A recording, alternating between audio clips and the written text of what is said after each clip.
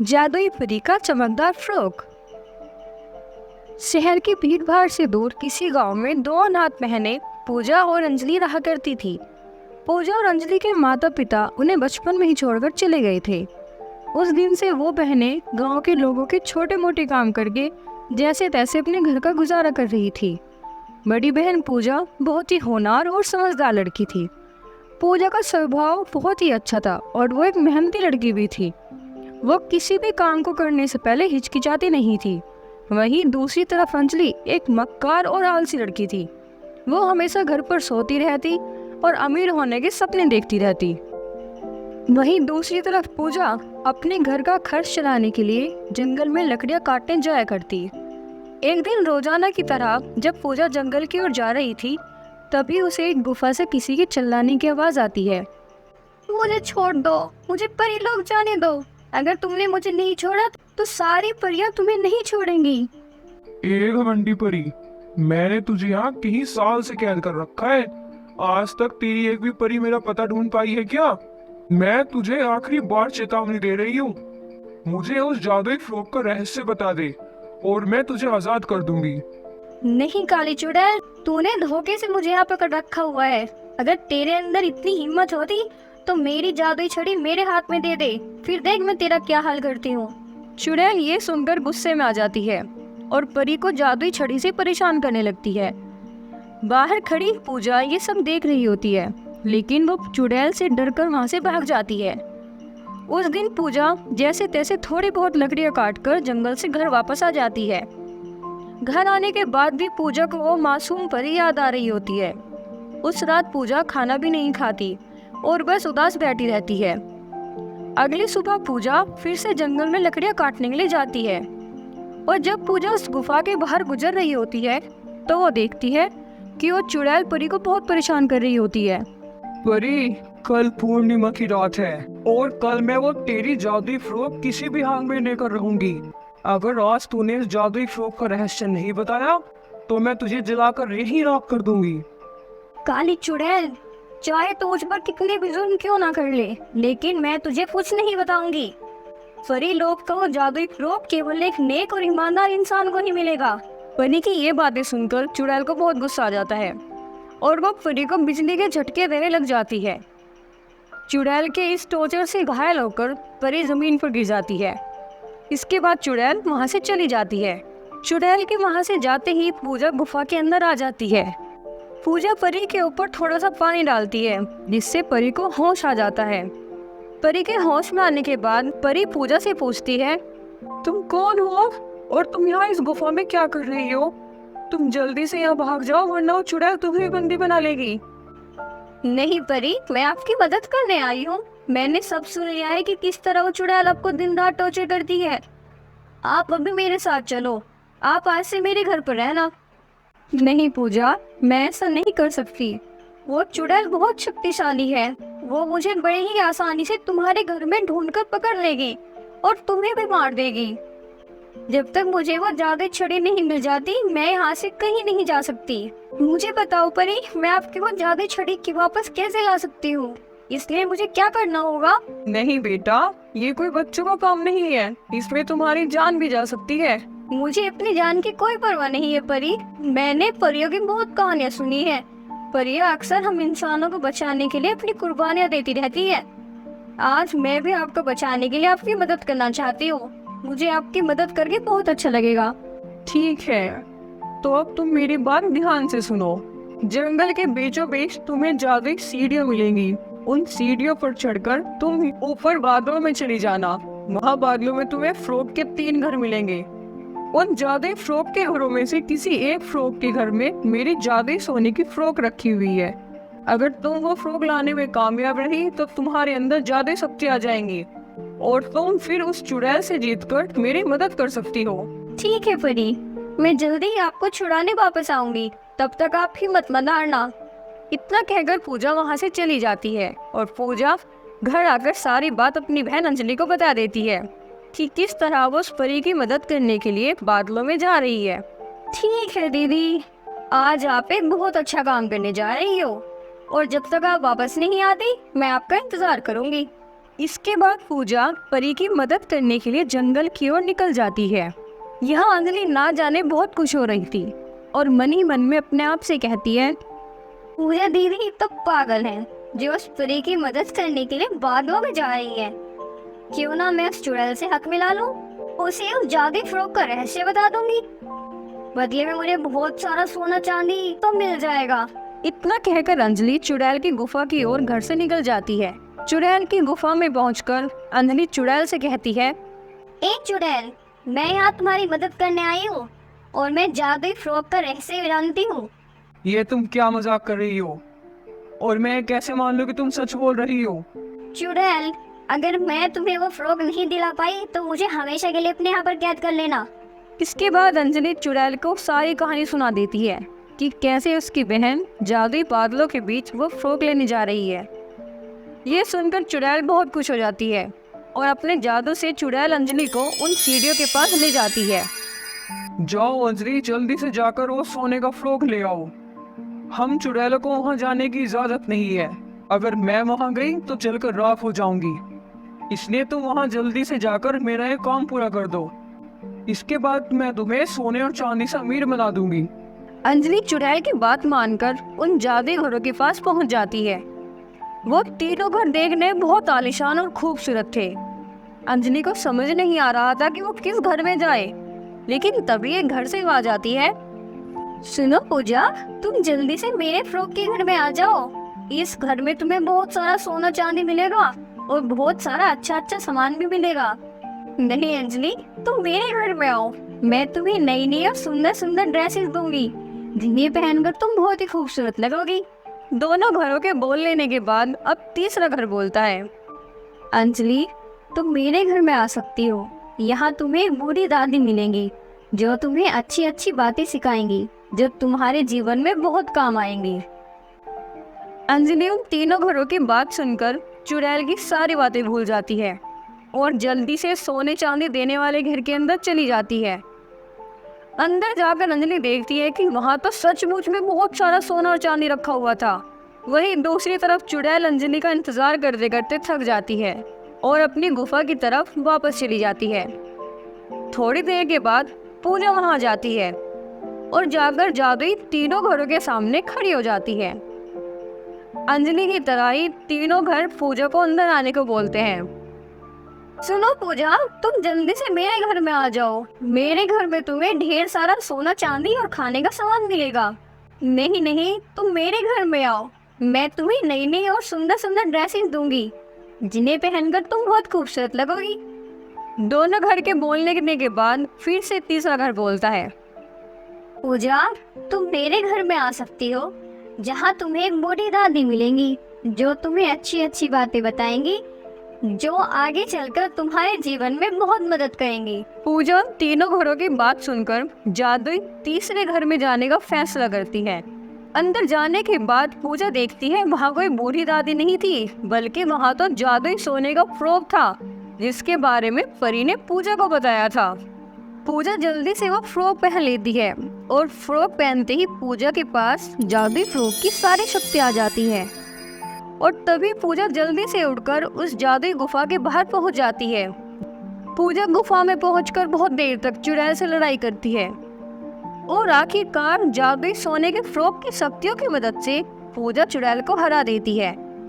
इसके बाद पूजा चुड़ैल से वो जादुई छड़ी ले लेती है और जैसे ही वो छड़ी परी को मिलती है, वो परी छड़ी की मदद से चुड़ैल को हमेशा के लिए गायब कर देती है। धन्यवाद पूजा, आज तुमने सही समय पर आकर मेरी जान बचा ली, वरना मैं ऐसे ही हमेशा यहाँ पर कैद रहती। तुम्हारी इसी मदद की वजह से तुम ये जादुई फ्रॉक हमेशा के लिए रख सकती हो। इस फ्रॉक की मदद से तुम्हें किसी भी चीज की अगर कमी लगे तो तुम उससे मांग सकती हो। ये फ्रॉक की मदद से तुम हमेशा खुश रहोगी। मैं तुम्हें एक बात और बताना चाहती हूँ। तुम्हारे जाने के बाद तुम्हारी बहन अंजलि यहाँ आई थी। उसने चुड़ैल को सब बता दिया था, लेकिन ज्यादा लालच में आने के कारण अब वो हमेशा उन जादुई घरों में कैद रहेगी। परी की ये बात सुनकर पूजा को बहुत हैरानी होती है और वो बोलती है, आप ये क्या कह रही हैं परी? मेरी बहन अंजलि ने ऐसा किया? मुझे तो यकीन ही नहीं हो रहा। लेकिन उसकी तरफ से मैं आपसे माफी मांगती हूँ, आप उसे वापस ला दीजिए।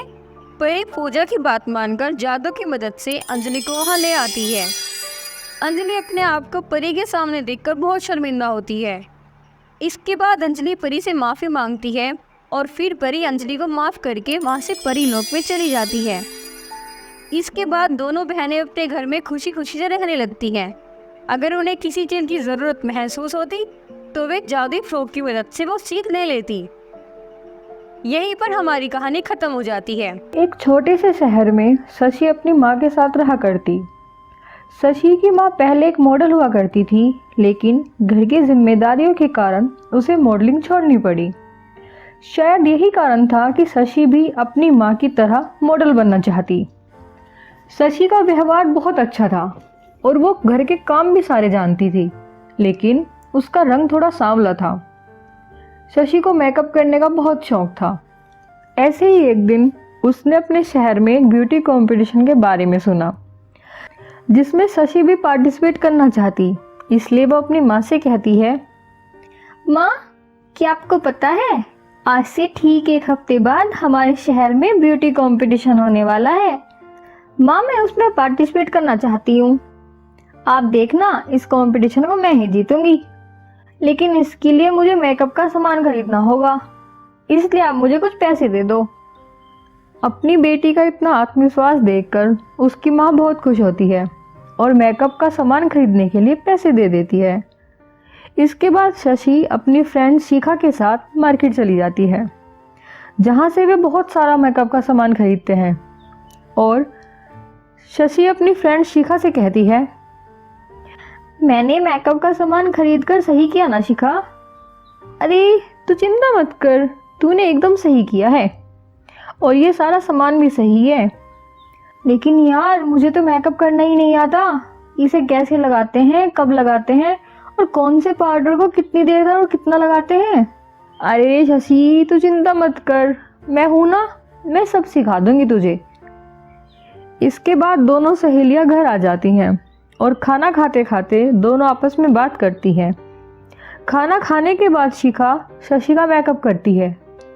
शिखा मेकअप करने के साथ साथ उसे मेकअप के बारे में बहुत सारी बात बताती है।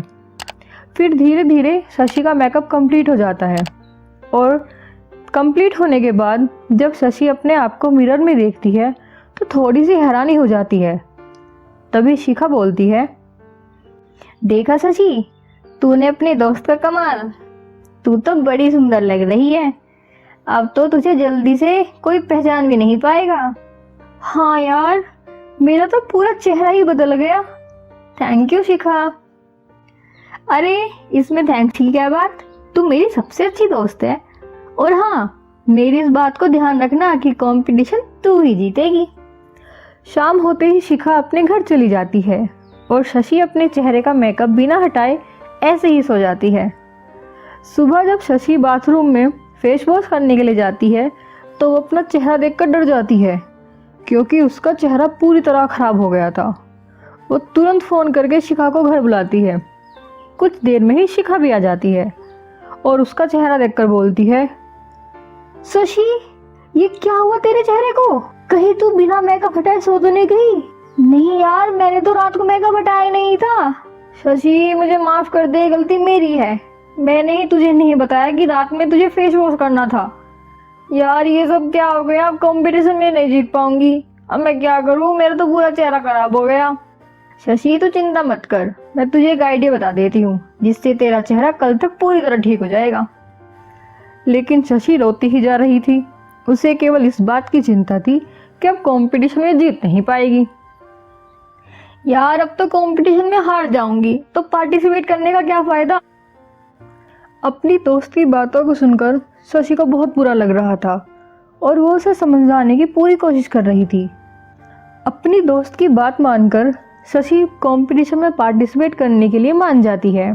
इसके बाद शिखा शशि को चेहरा ठीक करने की दवाई बताकर वहाँ से चली जाती है। इसके बाद शशि अपनी दोस्त के बताए हुए नुस्खे को चेहरे पर लगाकर लेट जाती है और जब अगली सुबह को उठती है तो उसके चेहरे में कोई खास फर्क नहीं दिखाई देता, क्योंकि एक दिन में कोई भी दवाई शशि के चेहरे को पहले जैसा नहीं कर सकती थी। अगले दिन उसका कंपटीशन भी था, इसलिए शशि उसी हालत में थोड़ा बहुत मेकअप लगाकर पार्टिसिपेट करने चली जाती है। वहाँ बहुत सारी सुंदर सुंदर लड़कियाँ कंपटीशन में पार्टिसिपेट कर रही थी। तो बस होना क्या था, शशि कंपटीशन में हार जाती है। उसके बाद जब वो घर लौटती है तो बहुत ज़्यादा रोती है और रोते रोते गुस्से में अपने रूम का मिरर तोड़ देती है। अपनी बेटी को इतना परेशान देखकर शशि की माँ बोलती है, शशि बस बहुत हुआ बेटा, इतना परेशान नहीं होते। जब दोबारा कंपटीशन होगा तो तुम फिर से पार्टिसिपेट कर लेना, मुझे पूरा यकीन है तुम जरूर जीतोगी। हाँ मम्मी, आप ठीक कह रही हैं। और कमरे में बैठकर बस रोती ही जा रही थी। ऐसे ही कुछ दिन बीत जाते हैं। अब शशि का चेहरा ठीक हो जाता है और उसके चेहरे की सारी रेडनेस भी चली जाती है। अगले दिन शशि की माँ के पास पड़ोस की एक औरत आती है और शशि के लिए एक रिश्ते के बारे में बताती है। वो लड़का बहुत ही अच्छा और नेक है, मैंने तो उसे बचपन से देखा है। एक बार तुम देख लो अपनी शशि के लिए, अगर पसंद आए तो बात आगे बढ़ा देना। ठीक है दीदी, तो कल आप लड़के वालों को घर पर आने के लिए बोल ही देना। अगले ही दिन सोहन अपनी माँ के साथ शशि को देखने के लिए उनके घर आता है। सोहन की माँ शशि की तारीफ और उसके गुणों को सुनकर रिश्ता पक्का कर देती है और कुछ ही दिनों में उन दोनों की धूमधाम से शादी हो जाती है। शशि अपने ससुराल की जिम्मेदारियां बहुत अच्छे से निभाती है। ऐसे ही एक दिन शशि अपने किचन में काम कर रही होती है तो वह अपनी सास से बोलती है, माँ जी, मुझे आपके लिए पकोड़े बनाने थे, लेकिन मुझे कहीं तेल नहीं मिल रहा। उसकी सास उसे बताकर वहां से चली जाती है और थोड़ी देर बाद शशि के हाथ के पकोड़े खाकर उसकी सास बहुत खुश होती है। अरे वाह मेरी बहू, कितने टेस्टी पकोड़े बनाए तूने, आज तो मजा ही आ गया। दोनों सास बहू आपस में बात कर ही रही होती हैं, लेकिन तभी उनकी एक पड़ोसन अनीता अपनी बहू रोशनी को लेकर वहां आ जाती है और अनीता शशि की सास को पड़ोस में होने वाले एक मेकअप कंपटीशन के बारे में बताती है और उसे चैलेंज करती है। शशि की सास अपनी पड़ोसन से बहुत जला करती थी, इसलिए जोश में आकर वो भी अपनी बहू को कंपटीशन में हिस्सा लेने के लिए बोल देती है। दोनों सास बहू की बात सुनकर अनीता बोलती है, तू तो रहने ही दे, तेरी बहू मेरी बहू से नहीं जीत पाएगी। मेरी बहू को देख कितना साफ रंग है, और तेरी बहू तो कंपटीशन में इसके सामने टिक भी नहीं पाएगी। जब मेरी बहू को कंपटीशन जीतेगी ना, तब मैं बताऊंगी तुझे कौन किसके सामने पानी भरता है। इसके बाद अनीता वहां से चली जाती है और यहाँ शशि बहुत परेशान होकर बोलती है, माँ जी, आपने ये क्या बोल दिया? मैं कंपटीशन कैसे जीतूंगी? मेरे पास तो अच्छे वाला मेकअप भी नहीं है। अरे बहू, तू चिंता मत कर, मेरे पास एक ऐसी चीज है जिससे तो कंपटीशन आराम से जीत जाएगी। तभी शशि की सास उसे अपने कमरे में लेकर जाती है और बोलती है, ये देख रही बहू जादुई मेकअप किट, जब मैं शादी करके आई थी तो मुझे मेरी सास ने दिया था, आज मैं तुझे दे रही हूँ। इसको लगाने के बाद कंपटीशन तू ही जीतेगी। इसके बाद शशि तुरंत मेकअप को अपने चेहरे पर लगाकर देखती है और मेकअप लगाते ही उसका चेहरा एकदम साफ हो जाता है। ये देखकर शशि हैरान हो जाती है। अब तो उसे भी यकीन हो गया था कि कंपटीशन वो ही जीतेगी। अगले दिन कंपटीशन में सारी लड़कियां तैयार होकर वहां आती हैं, लेकिन सबसे ज्यादा सुंदर शशि दिख रही थी। तभी कंपटीशन शुरू हो जाता है। अनीता की बहू भी कंपटीशन में शशि को हराने की पूरी कोशिश करती है, लेकिन अंत में कंपटीशन शशि जीत जाती है। और ये देखकर अनीता और उसकी बहू शर्म के कारण मुंह लटका लेते हैं। शशि की सास उनसे बोलती है, क्यों रे अनीता, अब कहाँ गई तेरी वो हंसी? मैंने कहा था ना कंपटीशन मेरी बहू ही जीतेगी। हाँ हाँ ठीक है बाबा, तेरी बहू जीत गई, मेरी हार गई। अब इस बात को यहीं खत्म करो। इतना बोलकर दोनों सास बहू घर आ जाती हैं और घर अपनी जीत का जश्न मनाती हैं। इसके बाद उनका पूरा परिवार खुशी खुशी रहने लगता है। यहीं पर हमारी कहानी खत्म हो जाती है। अगर आपको हमारी कहानी अच्छी लगी हो तो हमारी वीडियो को लाइक करें और ऐसी ही जादुई कहानी देखने के लिए हमारे चैनल को सब्सक्राइब करें।